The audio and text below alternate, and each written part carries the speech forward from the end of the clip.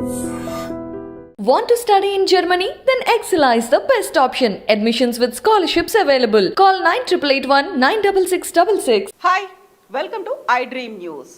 Satish Dhawan space centre SHAR నుంచి మరో rocket ప్రయోగం జరిగింది. జిఎస్ఎల్వి F-12 వాహక నౌక NVS-01 శాటిలైట్ ను నింగిలోకి తీసుకెళ్లింది. ఈ ఎక్స్పెరిమెంట్ సక్సెస్ అయినట్లుగా ఇస్రో ప్రకటించింది.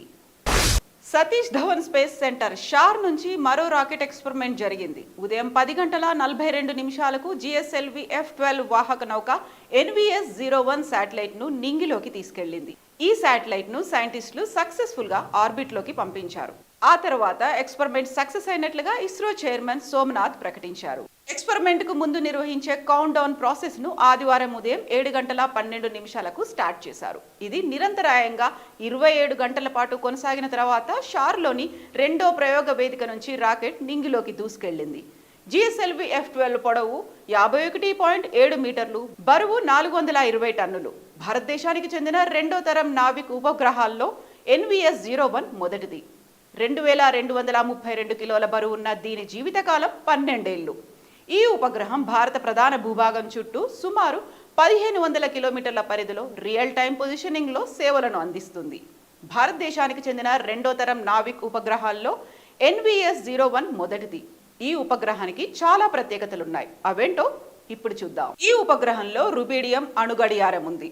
ఈ టెక్నాలజీని భారత్ సొంతంగా అభివృద్ధి చేసింది. అహ్మదాబాద్లోని స్పేస్ అప్లికేషన్ సెంటర్లో దీనిని నిర్మించారు. ఇటువంటి టెక్నాలజీ అతి తక్కువ దేశాల వద్ద మాత్రమే ఉంది. ప్రస్తుతం వినియోగంలో ఉన్న పలు ఉపగ్రహాలు అటామిక్ క్లాక్ పనిచేయడం మానేయగానే డేటా పంపడం ఆపేస్తాయి. ఖచ్చితమైన ట్రాకింగ్ను కూడా అందించలేవు. 2018లో కూడా ఇలా పనిచేయని ఉపగ్రహాన్ని మరో శాటిలైట్ పంపి భర్తీ చేశారు. ప్రస్తుతం 4 IRNS ఉపగ్రహాలు మాత్రమే లొకేషన్ సర్వీసులను అందిస్తున్నాయి. రెండో తరం నావిక్ ఉపగ్రహాలు L1 సిగ్నల్స్ ను పంపగలవు. దీంతో ఉపగ్రహ ఆధారిత నావిగేషన్ వ్యవస్థలు మరింత మెరుగ్గా పనిచేసేందుకు సహకరిస్తాయి.